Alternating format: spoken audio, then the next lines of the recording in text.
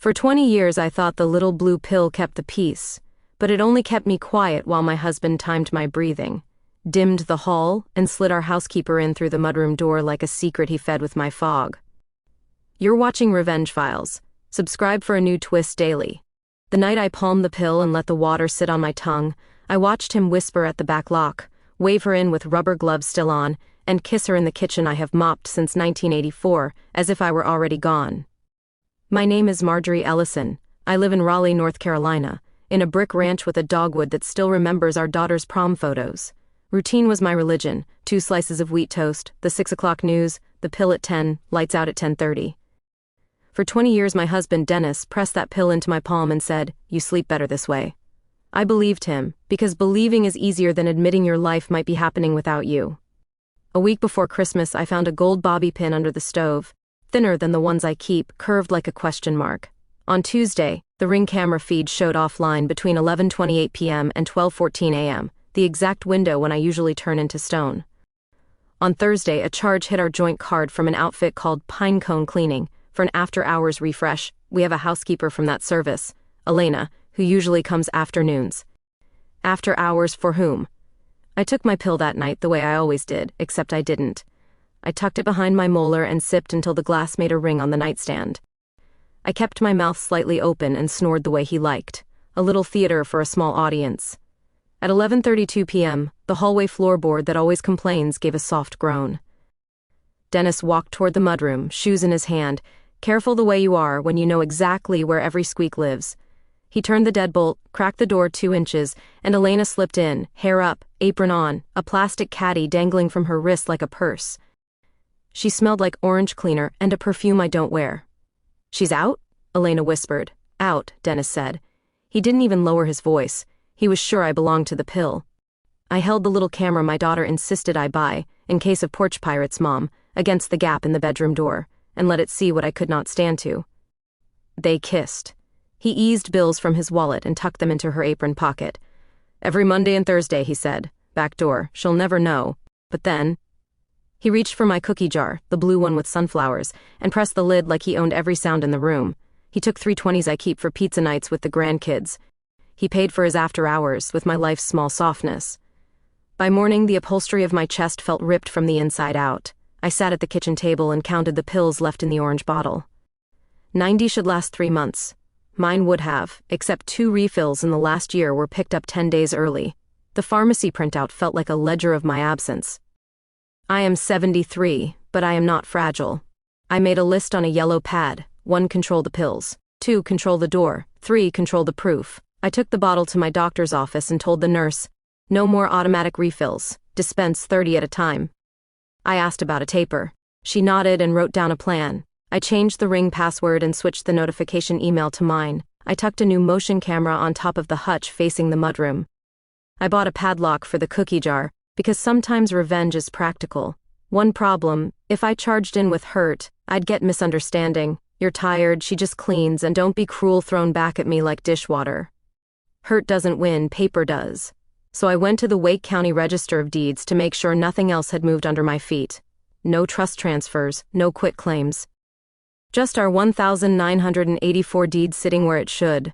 A quiet, good thing. I walked out into thin sun feeling steadier. That night, I didn't take the pill. I slid it into the tiny jar where I keep orphan earrings. Dennis watched me swallow water and nodded like a warden. At 11:29 p.m., the camera sent a vibration to my phone, motion at mudroom. At 11:31, the Ring came online and caught him disabling it. The new camera kept watching. He let Elena in with the same soft hand you use to hush a baby. She set her caddy on the counter. "She doesn't notice anything," she said, almost a question. "She sleeps like a rock," he said. "Has for years." "Because you make me," I whispered, and my whisper belonged to me again. They ate the pie I had saved for my bridge club, wiped crumbs with their fingers over the sink I scrub, and laughed in our kitchen, and if grief had a temperature, it would have been whatever made my cheeks feel like they were on the stove. Until... Dennis laid a folded paper on the counter and said, 2 weeks, then I list it. We'll be in Florida by spring. Elena traced a finger over the address, my address, and said, "It's yours?" "It'll be ours," he said. That paper changed my calendar. I met with a family law attorney whose office smelled like coffee and copy toner. His retainer was $6,500. My social security check did the math and shook its head. The attorney said 2 words that fit in the mouth like something sharp: alienation and affection. North Carolina keeps those torts, he said. If you have proof she knew he was married and helped blow up the marriage, you can sue her, and you can sue him for marital waste. With your age and his behavior, interim distribution and post-separation support look strong. Will a judge make him be my maid? I asked, and he smiled the way a man smiles when he thinks you're making a joke. No, he said. But you can turn money into choices. If he wants to avoid paying a lot of it, he might agree to terms he never imagined. I left with a list: photos, logs, receipts, texts, camera footage. I kept a sleep diary with blank lines where the pills used to be. I cataloged the ring outages and the new camera's times. I printed pinecone cleaning invoices. I downloaded the clip where Elena whispered. Every Monday and Thursday, I wrapped it all in a binder and labeled it with blue painter's tape, proof. When I confronted him, I didn't do it in a nightgown. I did it at 2 in the afternoon, with my binder and my dignity at the kitchen table. I know, I said simply, and slid a still frame of the kiss across the formica. He stared at it like it was a menu in a language he suddenly forgot. Don't be dramatic, he said. She's helping. You've been tired. Say Elena out loud, I said. Say her name in our kitchen. He didn't. He said, we can handle this, and reached for my hand the way you reach for a doorknob you think will still be there. Here's how we'll handle it, I said, and laid out the terms like recipes. I'm filing for a separation. I'm asking for exclusive possession of the house. I'm filing an alienation-of-affection suit against Elena and a marital waste claim against you. I'm asking the court to order you to keep paying the utilities and insurance while the case proceeds. I'm putting Pinecone on notice, and I'm sending your phone logs with the after-hours charges highlighted to their owner. One more thing. You will not step foot in my home after 8 p.m. Except, he laughed, the kind of laugh men use when they've had a long run of getting away with things. You won't embarrass yourself like that, he said. Think of the girls. I am, I said. They grew up seeing me make coffee and make excuses. I'm done with the second part, I filed. The clerk stamped the date, January 9, so hard it left a bruise in the paper. The judge signed an emergency order granting me exclusive possession and a temporary no-contact provision for Elena. The sheriff served her at a client's house. By 6 that night, Pinecone Cleaning emailed, "We are terminating Miss Alvarez's contract with immediate effect," and I sat at the table and let myself feel one clean thing, relief at the door staying shut. But then, Elena called from a number I didn't know. "I'm sorry," she said, voice shaking. "He told me you were sick. He said you would sleep through. He said you wanted to sell, that the house was too much for you." He said a lot of things, I said. He also said Florida by spring. "I will tell the truth," she said. If you ask me to, then tell it in writing," I said. "I'm sending a preservation letter for your texts and a request for a sworn statement. If you lie, I'll make it expensive. If you tell the truth, maybe we find a settlement that doesn't ruin you." There it was, the part people mistake for mercy. It's not mercy, it's leverage with a face. My attorney filed the alienation suit. Elena's lawyer, young, anxious, called and asked whether there was a number. I had one, $28,000, paid over 4 years, wages garnished at $350 per month, plus a written statement that she had known he was married and entered anyway. Without that statement, no deal. We also demanded that she never enter my home again, and that she notify me if Dennis contacted her in any medium. She agreed. Sometimes the most powerful thing is to make the truth official. Dennis tried charm, then anger, then thrift. "You can't manage this place alone," he said. "Let me come by and fix the gutters." "You may come by only under a court order," I said. "Or under terms I write." He didn't expect those terms to exist. He expected me either to kick him out or to forgive him and bake a cake. I did something he never planned for. I wrote a settlement that turned his laziness into my labor savings. The consent order we signed in family court did 2 things.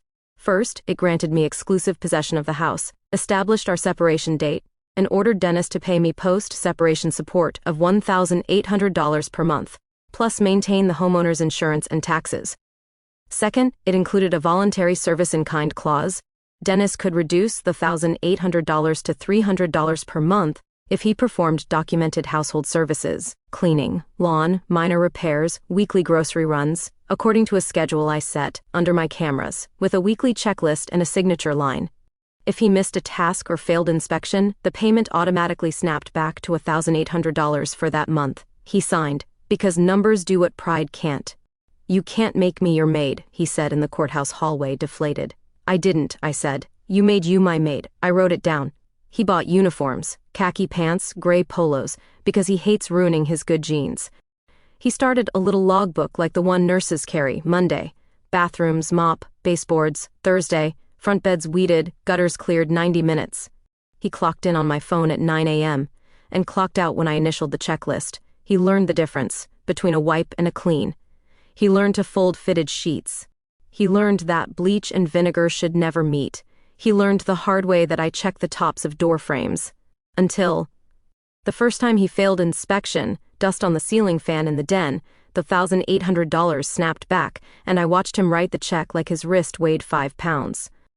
The next week, the fans shone like plates. My girls had questions. "Is this weird?"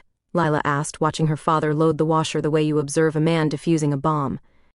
"It's contractual," I said, "and cheaper than hiring out while he pays me for what he did." "Do you like it?" she asked. "I like order," I said, "and I like choosing." Elena's $350 came in like clockwork, garnished from a new cleaning job.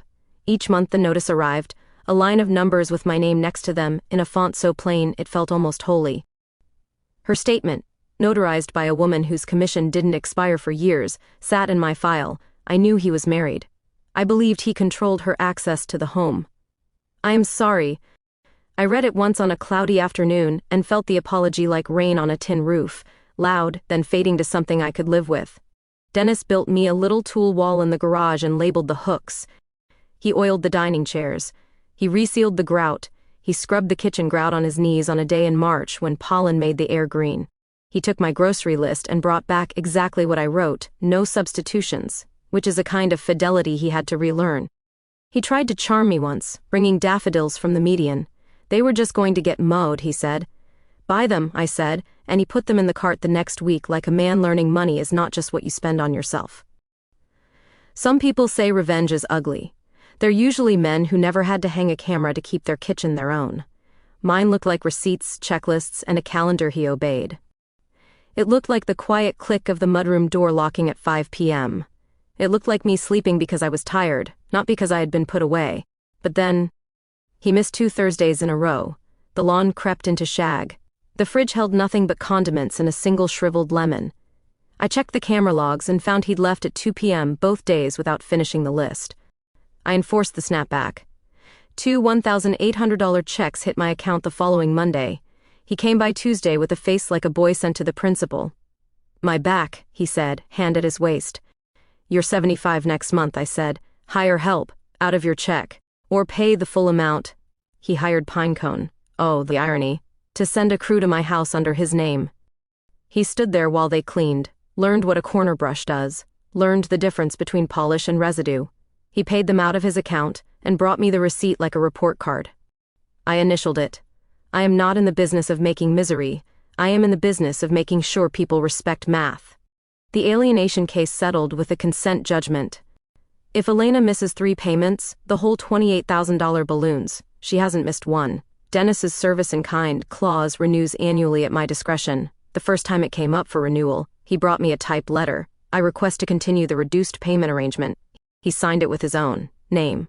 I let it stand, because the house gleamed, and because the control was mine. He asked once, "Do you ever think about Florida?" "I think about clean baseboards and quiet," I said. "Florida has too many hurricanes." He started wearing knee pads when he cleaned the tubs. He learned to soak the shower head in vinegar overnight. He learned that if he arrived at 9:15, the clock started at 9:15. He learned that if he left fingerprints on the stainless, I would hand him the spray and watch. News travels on streets like ours like wind. Neighbors saw him mowing and asked questions. I answered none. I let the schedule talk. I let the orders speak. When the magnolias bloomed, I let him bring in one waxy leaf and set it on the table like a peace offering. Leaves are easy, trust is not. I still keep the pill bottle, now filled with vitamins. I keep the blue camera in the hutch, pointed at the mudroom not because I expect a midnight betrayal but because light is a habit you practice. Sometimes I sit on the porch with coffee and watch him edge along the walkway, neat white line between grass and brick, and I think about all the women who sleep under roofs that don't guard them. I hope they wake up. I hope they make lists. I hope they learn the taste of water again. There are small mercies. Elena married a kind man from her church who knows the difference between apology and maintenance. She sent me a card last month with a little painting of lemons. I am making better choices, she wrote. Thank you for insisting on paper. I propped it by the cookie jar, which still wears its padlock like jewelry when the grandkids aren't here. Dennis will never be the man I thought I married. He's the man who vacuums under the sofa and shows me the canister before he empties it, proud of what he pulled from where I cannot see. He's the man who texts, out of dishwasher tabs, add to list. He's the man who wipes his feet. Maybe that's not redemption. Maybe it's inventory. Either way, the house is mine, the nights are mine, and the chores, finally, are his. On the first night of spring, I opened the bedroom window and let the dogwood scent drift in. The hallway, once a route for secrets, looked like any hall, moonlit and ordinary. I set a glass of water on the nightstand and took a breath that belonged to me. Then I turned off the light and slept, not like a rock, not like a woman hidden, but like someone who wrote her own rules and made them stick,